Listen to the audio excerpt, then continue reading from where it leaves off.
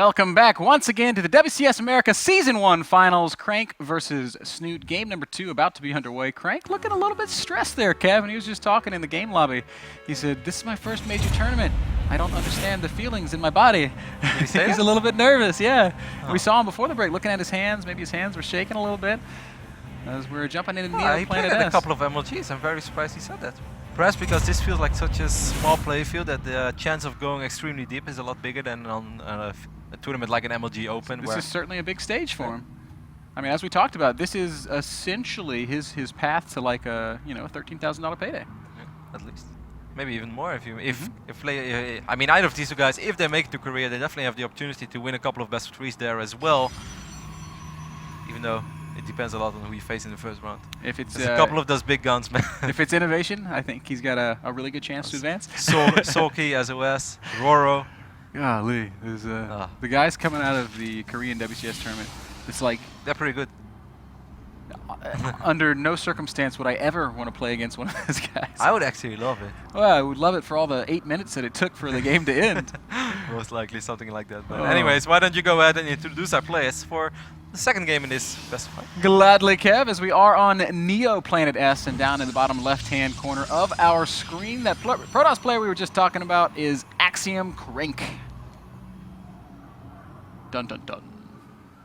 And of course, Crank looks a little more relaxed now that he's in game and doing his thing. Up in the top right, his opponent leading 1-0, quickly becoming one of the strongest European Zerg players on the planet, Liquid Snute. That was tweeted during the final game, the last game, that if Snute was from America, he'd be from Minnesota. How come? Because that's where all of the, what is the word for Scandinavian? that? Yes, all Scandinavian Americans are from Minnesota. Wisconsin? Maybe parts of Wisconsin as well. So they're Isn't thinking Wisconsin in Minnesota? No. Are you sure about this? Yes. Alright. What's the capital of Minnesota, Ben? I should know this. I do know this. I don't know this. I actually think you're completely wrong. But we're gonna figure this out. We have You commercial think that breaks for this. Wisconsin is in Minnesota? Well, it's next to it at least. It's No, it's below it. Is Wisconsin inside of Minnesota? I guess You already owe me $25. You want to put money on this one? not. Wow, for the first time in your life, you're gonna beat me in geography. Ben, the last time I spoke to you, you thought Belarus was a part of Mexico. The last time I spoke to you, you thought Mount Everest stretched from Spain to Germany. That has nothing to do with geography. Yeah, that's a story we can share another day. That was not my brightest moment.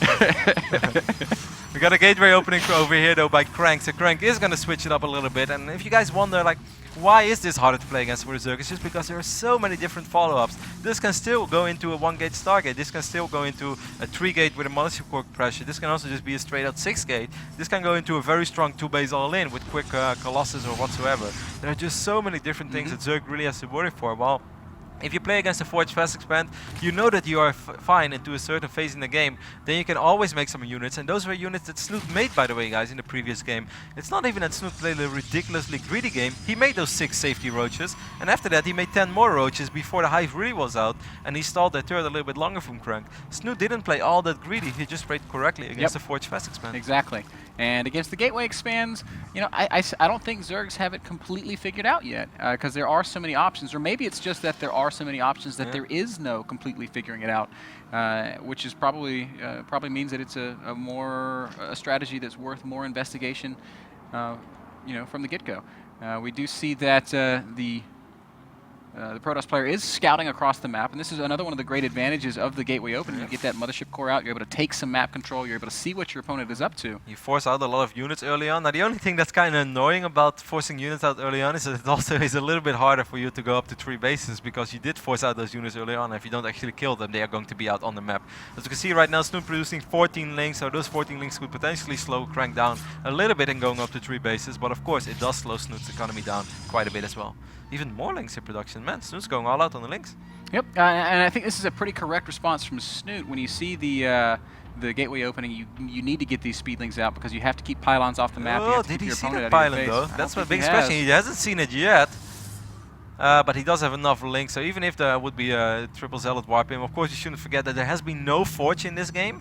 So it's not like these zealots are going to have +1. So I think that these links should be strong enough to deal with those zealots. Still doesn't spot it. He's running the lings across the map, and this could turn into a small problem because he's never ever going to break this choke. A single zealot and a single sentry will defend against unupgraded lings forever. And what an interesting follow-up we got over here by Crank, man. The Stargate went down in the main base. I just expected Phoenixes. It's actually going to be an Oracle. That's something I haven't seen all that often. I think in general we've just seen Protoss players move away from Oracle play in PvZ. Wow, this is a lot of zealots, by the way. I'm sorry to cut you off right there, but there are 6 zealots knocking on the front door. All these links from Snute are out of position. He does have a... Actually, it's a Spore Crawler that's going up. It's not a Spine Crawler, so he's really going to have to bring these Zerglings back. But if he's going to wipe in 3-4 more zealots, it's going to be a little rough. And it's also going to be double Oracle, Kev, so there's going to be a lot of support here in Crank's army. A scary-looking little push coming. As our Protoss player wants to be serious about the aggression here. Probe's going to come forward, get picked off immediately. Queens are positioned pretty well. Zerglings will immediately surround. Is there energy for a transfusion? No, it looks like, in fact, there is no transfuse going down. But as the lings continue to stream out, the Queens continue to do work. It does look like Snute will barely have enough. But during all this, there is an Oracle on the main base, which is picking off quite a few probes. There is a Spore Crawler now as well. All the probes actually have been pulled, so this is a lot of economic damage that Crank is dealing over here, and the aggression is far from done. Nice transfuse going down over there though by Snute, so Snute will stabilize, but not before Crank takes a nice worker lead. Yeah, 7 drones killed. I think at least 1 queen went down. Lings will eventually clean the rest of this up, but not bad. Not bad harass there from Crank, and we see Crank just smoothly transitioning on into his mid-game, getting his forges down, getting his robo down, even adding in a Void Ray, which is something that the Axiom Protoss players are becoming known for. Oh, they love them rays. Can't blame him though. We all love Void Rays every now and then. There are plenty of Queens though on the map for Snute. He lost 1 of them, but he still has 4 of those. He is, despite all that, he is on triple hatchery. He actually has to worry a little bit about all these links, but he does still have that wall up, so he's fine for now. Do you think Crank's going to stay on 2 bases, Ben, or do you think he eventually goes up to 3 bases? I feel if he goes to 3 bases, sure, this was an awesome opening, but it's going to take him so long to actually get a good 3-base economy that all the damage he's done is going to be kind of, well, not useless, but not as effective as it could have been if he follows this up with the timing. Would you agree? I would agree, and especially given the map that we're playing on. This is not a very friendly 3-base map for Protoss. It's hard to secure a third and to keep it safe, as well as your other expansions, because the distance between the thirds and the naturals or the main bases.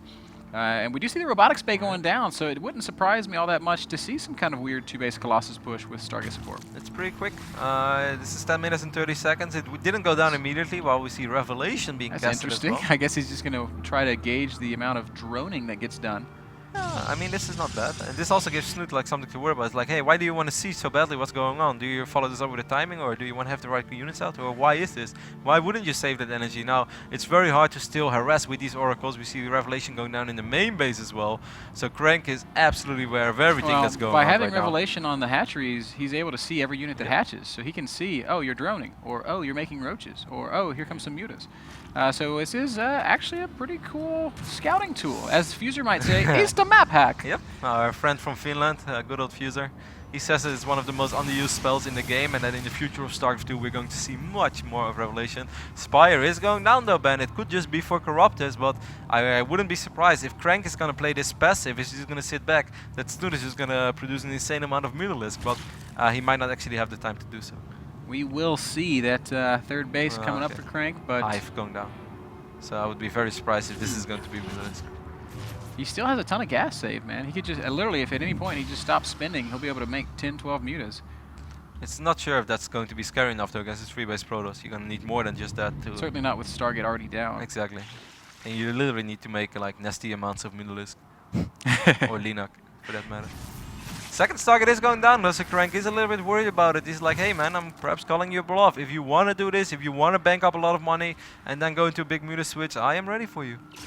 Phoenix Scout continuing to poke around. Hallucinated Phoenix Scout, we should It's say. actually going to be a crazy amount of roaches, by the way, Ben, so I hope that he's not going to make too many Phoenixes. But hey, he has a couple of Void Rays out already, so with those Void Rays and he has a bunch of sentries, as long as the force suits are good, I don't think those roaches should be all that effective from Snute. I really like the position of Crank right now, Yep. Kev. He's managed to muster a comparable economy, not a better economy, but he's down He's down about 20 workers, but it's still 3 base to 3 base. Yeah. He's got a scary army, and it's not exactly something Snute can just attack into with a bunch of roaches and zerglings. I couldn't agree more, and above all, Ben, I love his scouting. His scouting has been very thorough throughout the entire game. Early on with the Zealot aggression, that's basically scouting as well. Then with Revelation, then with Hallucinated Phoenixes. He is just on top of everything, and he should have a pretty damn good idea of what he is going to face if he keeps scouting like this. And I think the moment he's going to see those Corruptors, he's going to see those roaches, he's just alright, so basically what I should do right now is just not attack you. Because eventually my army is going to be stronger than yours. And I guess ultimately this has to come back to what we were talking about at the very beginning of this game. All this made possible by that wonky gateway opening, by him saying, Snute, I'm not going to allow you to do whatever you want. I'm going to force you to kind of dance to my beat a little bit. And thus, here we are. Greater Spire is finishing up. Corruptors are popping out, just like you talked about previously. I'm a little bit surprised, Ben, to see Greater Spire go down. Certainly against someone who's so Void Ray happy like Crank. Going against Broodlords is a little bit of a questionable decision, perhaps. No, Crank will be happy to see it, I think. Oh, Crank's gonna love it. Alright, make as many as you want, man. I'll promise I'll do the same, but then with Void Rays. How many Corruptors we got on the map right now? 15. That's actually a pretty crazy amount. That's a ton. There's 15 is enough to snipe actually 6 Void Rays, and 1 Void Ray is misrallied. I actually think if Snute fights right now, Ben, he might be able to get the best fight he could possibly get. That's a pretty small Protoss army by comparison. There goes the charge. Charged Rays are so good against Corruptors. But wow. he started focusing Colossus instead. I really think he could have picked up 2-3 Void Rays. But his first volley went on the Void Ray, and then the second and third volley went on the Colossus. In the end, he killed neither. He got at least 1 Colossus, right? And as more Corruptors do continue to pop out, looks like Snute is serious about picking a fight here, but this is a good position for Crank to defend. He's got cannons, he's got pylons to warp in on. Here come those Corruptors. There is no charge this time, and that's going to make this a much better fight for Snute, who can't seem to decide what he wants to focus, shooting Colossi and Void Rays seemingly at the exact same time, but he will kill at least all the Rays. Now, normally I would say, Ben, this was quite an okay fight for Snute, but if we take a look at the army supply, it's 150, well, 156 right now against 150. But Snute doesn't have the crazy Zerg economy that you often see in this phase of the game. Yes, he's been on 3 bases for quite a while. Yes, he's on 79 drones, but it's only 3 bases. He doesn't have a 4th going up anywhere. So this is a fight he could take one time, but not again.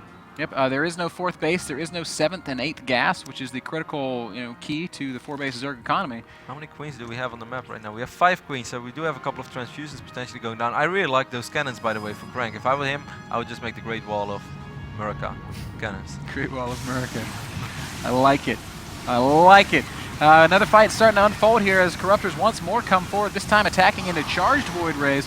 And doing a good job of thinning out the numbers. The Void Ray count never really reaching that critical mass. Broodlords in the back are doing some good damage, as are the Roaches and the Speedlings, and Snute might just have enough. Does push Crank back to those cannons. Do we still have a Mothership Core? Because I think Time Warp is very, very effective against his army. He does have a Mothership Core there, but he's saving it for now. Still, those cannons, that's a really nice safety point to fall back on. Meanwhile, we got a couple of Zealots on the top side of the map, as Giant Smurf is showing us already. They could potentially be very annoying for Snute as well. Actually, Snute sees it in time, and I guess he will be fine with these moves. And they're on move command, which is a small bummer for Crank. Crank is, in general, very good in these later phases of the game when it comes to multitasking, sending Zealots around the map, but that little hit squad ultimately left to a pointless venture. I really like this Phoenix in the right bottom side of the map who's like checking out this 4th hatchery by Snute that's going down. And Phoenix is like, okay, I'm providing information, I'm doing well. I'm not going to fight all those Corruptors, hell no. But I dare you to make an Overlord. I'm a featherweight, those guys are heavyweight, there's no way. There's the map hack going down one more time on those Corruptors and Broodlords. Crank will have full vision of that army for the time being. Snute slowly but surely creeping forward. There could not be a more appropriate word for this kind of an attack as this slow Broodlord push. Still, the Void Ray count is getting pretty high though, Ben. We have 5 Void Rays already, we have 12 Blink Stalkers supporting it. We of course have Guardian Shield as well, and 2 more Void Rays are on the way. Those Broodlords are a little bit too exposed. Snute did manage to cancel one of them. Here comes the big flank though with the Zerglings from behind, and that's going to allow them to get up on top of these Colossi. I do not know if the Corruptor count is high enough. There's 5 Corruptors left, and the Void Ray count... Queens are so good though, Ben. It's incredible, the strength of transfusion and that little pokey anti-air attack, and Crank gets pushed back once again. He said he could win 100 PVZs in a row, but against Snute, you might have to rethink that logic. Snute has broken the line and is now laying siege to the 3rd base of Crank. Not over yet though, Ben. We have 3 Void Rays over here against 3 Corruptors. 5 more Corruptors are on the way, but additional Void Rays are on the way as well. Those cannons might save a little bit of time. Do we still have the Mothership Core? No, we don't. No photon overcharge. If this base falls, Crank's going to be in a lot of trouble. I think if this base falls, we're going to be looking at the end of the game. It's 170 supply to just 120, and this is truly the only income that Crank really has. Every single probe is dying. Crank, where is your army? Talking about a cost-effective Zerg in this game, Ben. What an amazing job has Snute done to work so well with basically so little, at least for a Zerg player. Yeah, absolutely awesome. Took a very late 4th base, but still managing to make it work. One final fight here. Corruptors against Void Rays. Transfusion does go down just in time to save one of those Corruptors. The rest will slowly melt away, but it doesn't matter. GG, Liquid. Snute goes up 2-0. An impressive performance indeed. He's looking really well. Now this was a solid game from start to finish. Crank played far from bad in my opinion. I think Crank played a pretty damn good game. Early on the Zealot poke, he kept that pylon hidden from Snute for a while. Those Zealots did a big amount, or did a huge amount of damage. At least the Oracle in the main base altogether, that was a very good start. He was up 40 probes against 32 drones. That's basically what you want to achieve with an opening like that. But man, how cost effective was Snute throughout this entire game? It was pretty awesome. Pretty awesome, Kevin, I have to say. Reading the situation very well, dealing with the Zealots very well. Yeah, he took damage, but it was something he was able to bounce back from. And once he stabilized, he saturated those 3 bases. Yes, his 4th was quite late, but he managed to stay cost effective by continually producing those queens, keeping that creep spread that's oh so critical. And that Zergling flank. Now it sounds weird to flank with Zerglings against Colossus, but it was oh so important. It was huge. Because he forced all the Stalkers to take a fight a little bit too far away from those cannons, further away than Crank would have actually wished for. It was just extremely well done by Snute, and that was literally the attack there. He was really going to have to cripple Crank, because if that attack wouldn't work, Snute was going to mine out his main and his natural quicker than Crank, because he had way more drones throughout the entire game, and even that 3rd base, and the 4th base wasn't even up yet. That was the one fight where it had to happen, and Snute made it happen. Just excellent focus fire, nice transfusions, and a great flank. Absolutely great play. Guys, we're going to head into another short break. Our next map will be Daybreak when we get back with the WCS Season 1 America Finals. Don't go anywhere.